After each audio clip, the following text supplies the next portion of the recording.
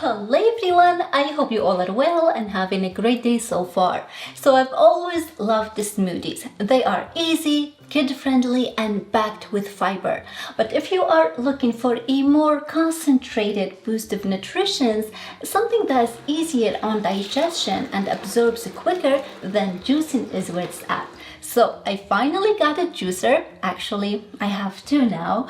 My first was a Breville Centrifugal juicer. It worked, but quickly I realized I needed something better. So after way too much research, I landed on the Nama J2 Slow Masticating juicer. And wow, what a difference. In this video, I'm going to show you guys how to set it up, what makes it special, how to make fresh juice and almond milk, and at the very end, I'll show you guys how to clean it up after. So before we dive in, please be sure to subscribe to my channel down below, hit that thumbs up, and with all of that said, let's get into it. Okay, before I put the Breville away, let me clear something up because I know I will get this question. What's the difference between centrifugal and masticating juicers? Well, it all comes down to speed, and trust me, speed matters.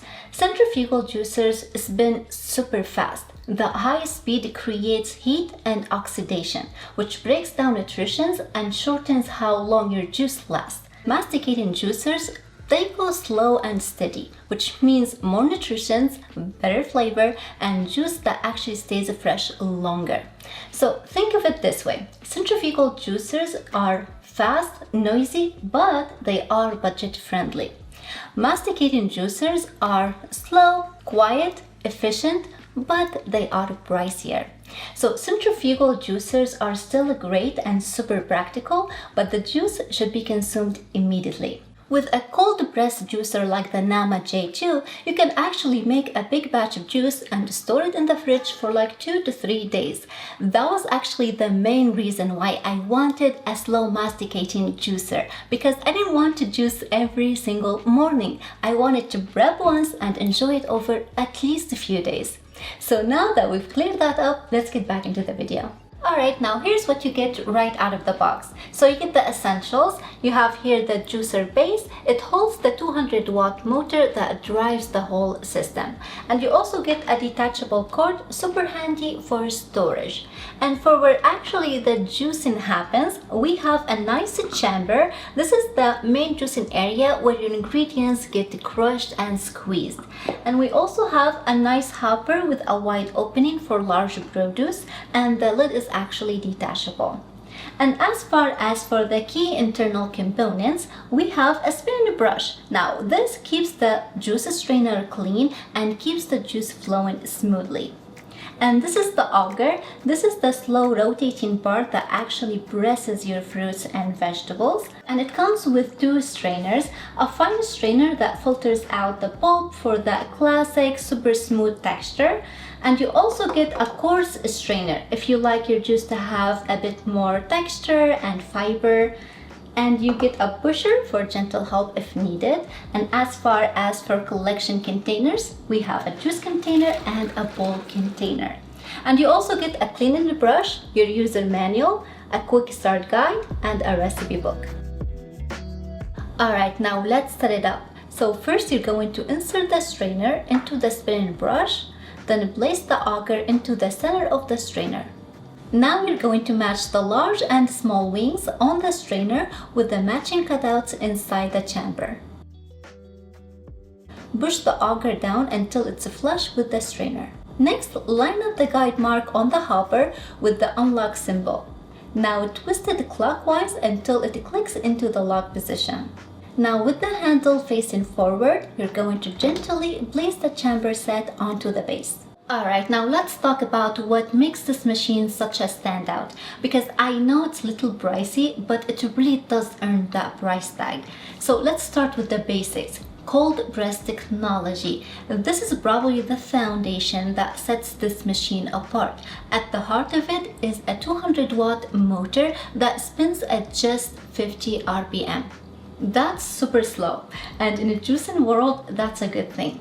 Slow speed means less heat, less oxidation, and way more nutrition packed into every glass. And next up, the hands-free hopper. This is probably my favorite part because you don't have to just stand there feeding it ingredients one by one. You can load this thing up, close the lid, and literally walk away and let it do its thing. The opening on top is nice and large, so you can toss in larger chunks, whole fruits and veggies, and you're good to go. It really cuts down on the prep time, and there's way less chopping involved, which is a huge plus if you're juicing often. Now for safety, because that matters too, the Nama is smart about it. It actually won't turn on unless everything is assembled correctly. And if you open the lid mid-juice, it will stop automatically. This is great if you have kids around, or if you're like me and you forgot to add something in. And once you close the lid, it will pick up right where it left off. As far as for durability, you can tell this machine is built solid, and Nama backs the motor with a 15-year warranty, which gives you a lot of peace of mind. I haven't needed any support yet, but they have a great reputation for their customer service. And now let's address the price. It costs about $600, so yeah, it is expensive, but it is an investment. And honestly, it feels worth it. If you are serious about juicing and you want high quality results with less hassle, this machine delivers. And yes, it is quiet in case you're wondering. It runs at about 60 decibels, which is about the level of a normal conversation. So you can have a chat or play music while it's going. Alright, now let's make one of my absolute staples, almond milk. It's very easy to make. We only need a couple of ingredients and it tastes better than a store-bought. So here what I have here. I have some almonds that I've soaked overnight. After soaking, you want to drain and rinse your almonds really well. And from here, the ratio is very simple. For every 1 cup of almond, you need 2 cups of fresh filtered water. And if you like your milk sweet, you can add a few pitted dates. And now let's get to juicing. It's very easy to use. We only have one knob in the front for on, off, and it also has a reverse setting. If for any reason it gets stuck or it slows down, you can turn it to reverse and hold it for 20 to 30 seconds. This spins the auger the opposite way to clear things out. It is not something I've had to use a lot, but it's nice to have it just in case. So now when you are ready, just turn it on and just scoop in some almonds along with a bit of water and keep alternating until you've run everything through.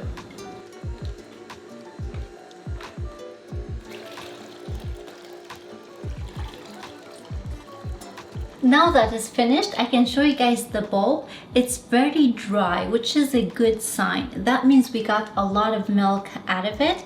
And don't toss this, please. You can use it to make your own homemade almond flour. You can also use it for desserts, for cookies, crackers, or my favorite, granola. And if you want more milk out of your bowl, you can rejuice it again with a little bit of fresh water, and that will give you extra milk without wasting anything.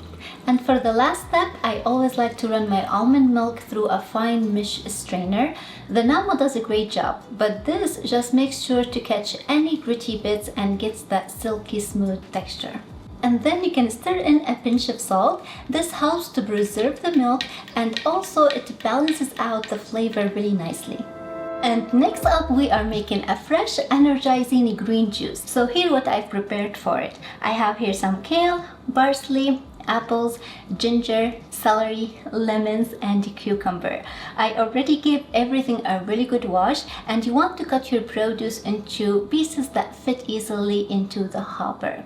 And a quick tip, if you want less foam, try to keep your produce as cold as possible. It really makes a difference. Now, when it comes to loading the hopper, there's actually a smart way to do it that keeps your machine running smoothly and give you more juice. So you want to start with your leafy green first. So kale and parsley at the bottom.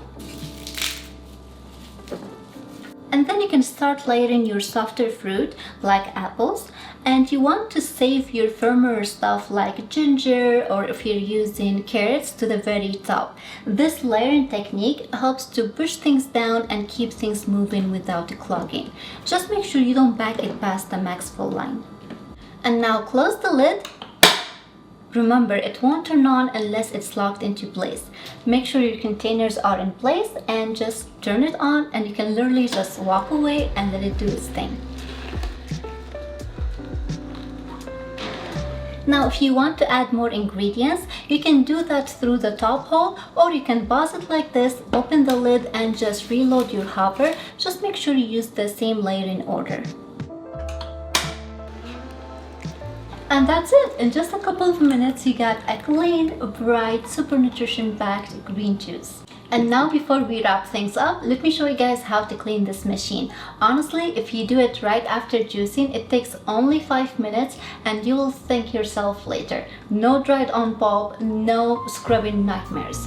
So once you are done juicing, you can lift the entire top chamber off the base. Just a heads up, it won't come apart unless it is off the base, so always make sure to take it off first. And then at the sink, you can twist the hopper counterclockwise to take it off. Then press the little tab on the lid and lift it up. Everything comes apart easily. I usually give the inside of the hopper a quick wipe with a soft sponge, nothing sharp in there, so it is safe to clean. Now rinse all the parts under warm water, and you can use the brush that came with the juicer. It's great for getting into tight corners, especially around the strainer and the spinning brush. Pop open the bulb flap and give that a rinse too. There is a small silicone gasket in there. You can just pull it out, clean it, and pop it right back in. Same goes for the other little silicone parts under the spinning brush and around the juice cap. They are easy to miss, so I like to give them a rinse every couple of uses. Once everything is clean, you can let the parts air dry or hand dry with a towel. You don't want to reassemble it while it's still wet. Alright, now to wrap things up, I will say if you are looking for nutrition-rich juice, the ability to batch prep, and a quiet hands-off experience, the Nama is worth considering. But if you are on a tighter budget or prefer speed and simplicity, the Bravo might be a better fit. Just keep in mind, the Nama delivers a high-quality cold-pressed juice with minimal effort, hardly any waste. The bulb comes out nearly dry, and it's not only for juice, you can also use it for smoothies, nut milk, and even soups. I love that it comes with everything you need right out of the box. It is easy to use and easy to clean. So is it worth it for me? Absolutely. I've been loving it. And with that, we wrap up this video, my friends. I hope that you all enjoyed it and found it helpful. If you did, please thumbs it up, consider subscribing. Thank you so much for watching, and I'll see you in the next one. Bye!